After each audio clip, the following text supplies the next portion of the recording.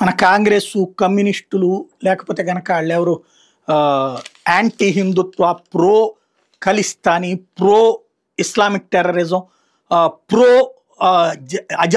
అజాదీలు వీళ్ళందరూ మరి ఇప్పుడు దీపాలు అట్టుకుంటారో లేదో తెలియదు, కొవ్వొత్తులు పట్టుకుని నుంచుంటారో లేదో తెలియదు. ఎందుకంటే వీఆర్ విత్ గాజాలో చేస్తున్న నరమేధానికి మేము వ్యతిరేకం.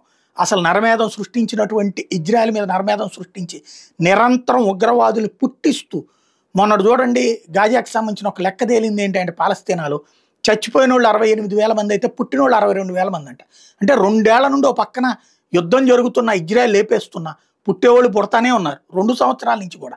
అంటే ఎంత దారుణంగా ఉందో అక్కడ పరిస్థితి చూడండి. వాళ్ళు అక్కడ ఓ పక్కన తమ పెళ్ళాలు తిండికి లేకపోతున్నా తమ బిడ్డలు ఇట్లా లేకపోతున్నా సరే కంటూనే ఉంటారు, వీళ్ళు కడుపులు చేస్తూనే ఉంటారు, వాళ్ళు కంటూనే ఉంటారు. అంత నీచమైనటువంటి స్థితిలో వ్యవహరిస్తున్నటువంటి తీవ్రవాదుల్ని భవిష్యత్తులో మళ్ళీ తయారు చేయడానికి కావాల్సిన వాళ్ళని ఎప్పటికప్పుడు పుట్టిస్తున్న దేశం అది.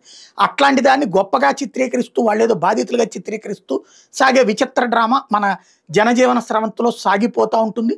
వినేవాడిని వెర్రోళ్ళని చేస్తూ వీళ్ళందరూ అక్కడికి వెళ్ళి బతుకుతారంటే అక్కడ కమ్యూనిజం కూడా లేదు.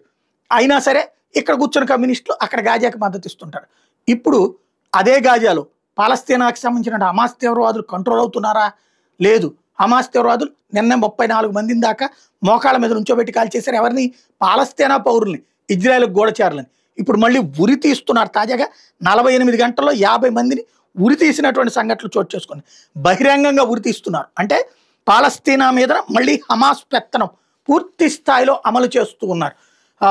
అక్కడ జరుగుతున్నటువంటి అరాచకపు నరమేధం అదే. బట్ దానికి ఇప్పుడు ఒక్కడ మాట్లాడు, ఒక్క లిబరల్ శక్తులు కూడా మాట్లాడు. అదే విచిత్రం.